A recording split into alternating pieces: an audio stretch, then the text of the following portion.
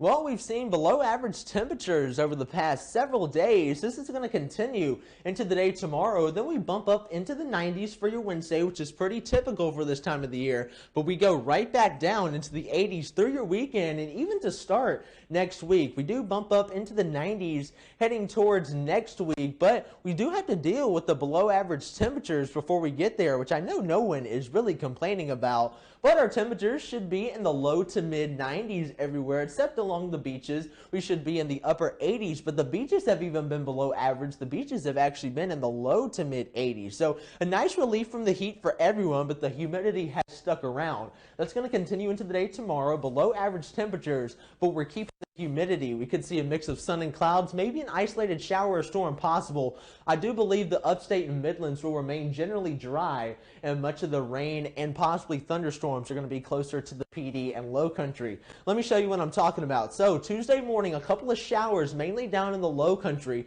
start to develop. The main activity is going to be right along the PD and low country. You see a couple of showers try to sneak into the upstate and Midlands, but I do believe the upstate and Midlands will remain dry. 20% chance of rain for them, 30 to 40 closer to the PD and low country, where I do believe much of the rain will stay.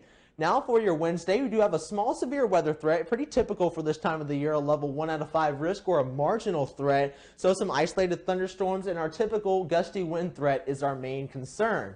So a little bit different for your Wednesday. We're going to have some sort of a system try to work its way in. So some showers and maybe even some thunderstorms towards the late morning and early afternoon hours in the upstate. But the Midlands, PD, and low country stay dry through your early afternoon.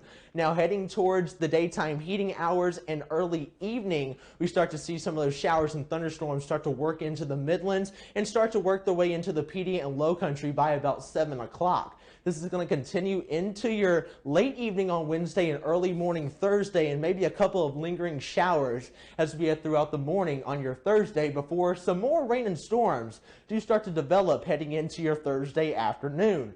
So your 10-day forecast, once again, we're staying in the 80s for tomorrow, bumping it up into the 90s for your Wednesday, maybe even a low 90 in the Midlands for your Thursday. We are going to bow right back down into the 80s with some better rain chances as we head through the rest of your 10-day forecast. Keep it here at Will's Weather for all the latest information.